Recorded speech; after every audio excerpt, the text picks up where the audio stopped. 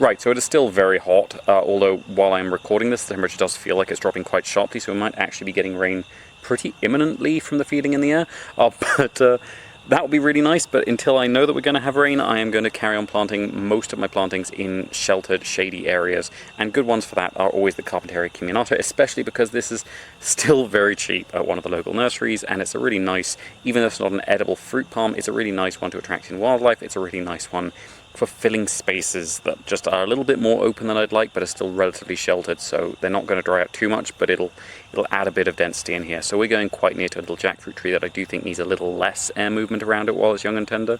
It's been there for a couple of years, and it's survived really well, but it hasn't grown yet, so I'm trying to encourage that. You can see there's some plumeria around here. This is a pruned off branch from a while ago that is actually rooting and flowering now, and there's also some Calico pinnata, so it doesn't need much in the way of a toxic barrier, but I am going to give it some peperomia obtusifolia, the false rubber plant, around the base of it, just to spread out, give it some ground cover right around the base, where those nice little sort of almost buttressing roots that the Carpenterias have should be good and sheltered and stop them from drying out too much. Right, so that should be everything for tonight. Thank you very much for watching. I hope you have enjoyed it, and if you haven't enjoyed it, thank you for watching anyway. Please tune in again tomorrow, because I will be planting something different. And we'll try and make it a little bit special. We'll see how that goes.